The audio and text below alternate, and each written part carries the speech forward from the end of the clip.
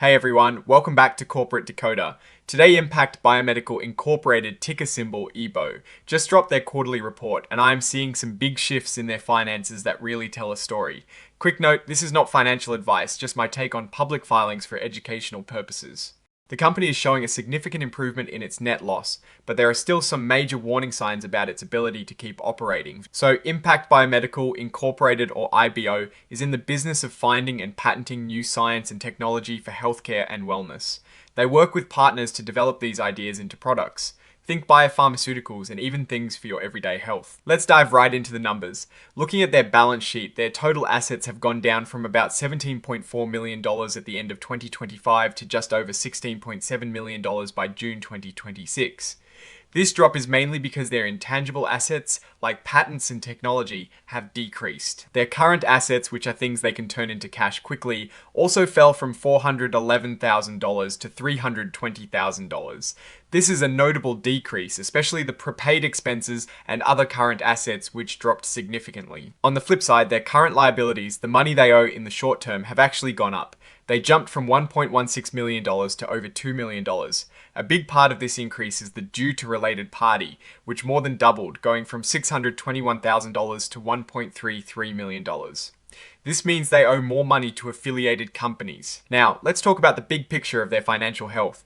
Their accumulated deficit, which is the total amount of net losses they've had since they started, is quite large. It increased from a deficit of $49.5 million to over $52.4 million. This shows they've been losing money consistently over time. This brings us to their income statement. For the 3 months ending the 30th of June 2026, their net loss was about $700,000. That sounds bad, but it is a massive improvement compared to the $14.3 million loss in the same period in 2025. Looking at the first 6 months of the year, their net loss also dramatically improved, dropping from $15.6 million in 2025 to just under $3 million in 2026. This is a huge positive change. But where did this improvement come from? A big factor is the change in how they account for certain financial instruments. In 2025, they had a massive adjustment related to the fair value of a note payable to a related party, which was over $12 million. That adjustment is gone in 2026. Also, stock-based compensation, which is like paying employees with company stock, has jumped significantly. In the first 6 months of 2026, it was $1.44 million compared to just $3,000 in 2025. This is a big expense. Their total costs and expenses for the 6 months also decreased significantly from $2.17 million in 2025 to $3 million in 2026. Wait, that is an increase in costs. Let's recheck that. It looks like the costs actually increased from $2.17 million to $3 million. This increase is largely due to that jump in stock-based compensation. Now, what about their actual business operations? Their revenue from biotech retail sales has actually gone down. For the 3 months ending the 30th of June, it dropped from $7,000 in 2025 to $3,000 in 2026.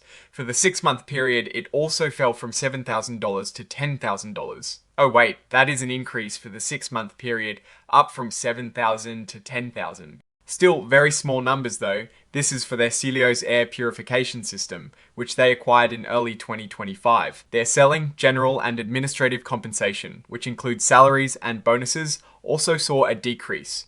For the 3-month period, it went from $246,000 down to $167,000. For the 6-month period, it dropped from $495,000 to $346,000.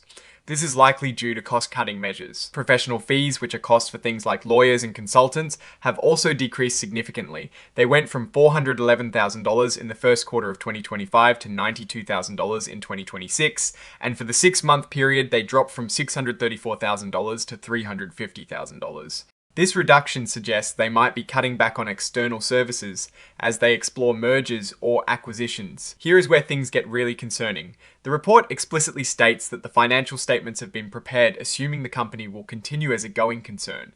However, they also admit that due to ongoing operating losses and negative cash flow, there is substantial doubt about their ability to continue operating for the next year. This is a huge red flag. It is like saying, we plan to keep the lights on, but we're not entirely sure how. To combat this, they are exploring options like raising capital through stock offerings and debt financing. They also mentioned trying to monetize their intellectual properties. This is a common strategy for companies in a tough spot, but it is not a guarantee of success. Looking at their cash flow from operating activities, it actually turned positive for the 6 months ended the 30th of June 2026, showing $6,000 compared to a negative $1.37 million in 2025.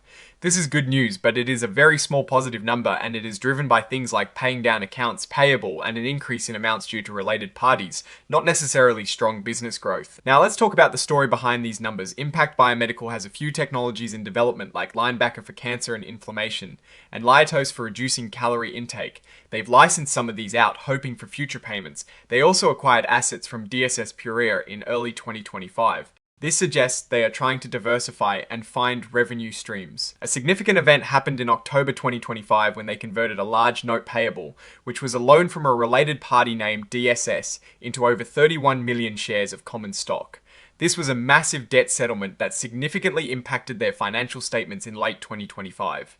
This move essentially converted debt into equity, which can be a good strategy if the company is on solid ground, but it also dilutes existing shareholders. And here is something else you need to know. The company stated that their internal controls over financial reporting are not effective. They've identified material weaknesses, which means there are significant problems in how they track and report their financial information. This is a serious concern for investors as it raises questions about the reliability of the numbers we're seeing. They are working on fixing these issues, but it is a process. As a smaller reporting company, they are not required to disclose a lot of detailed risk factors, but the going concern warning is the biggest one. Looking at their exhibits, you can see a lot of agreements and amendments, showing a lot of activity around restructuring and partnerships. So what is the verdict? Impact BioMedical has made impressive strides in reducing its net loss, mainly due to financial adjustments and cost cutting, not necessarily from booming sales.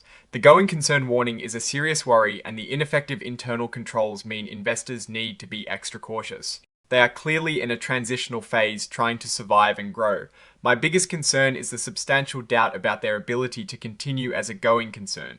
While the improved net loss is good, it doesn't erase the fundamental financial challenges they face. I'll be watching closely to see if they can secure new funding or successfully monetize their intellectual property. Oh, and the research tools I actually use are linked in the description. They help keep this channel going. That is my take. Stay decoded. If you found this breakdown helpful, please like this video and subscribe for more deep dives. Our Discord community is linked in the description below.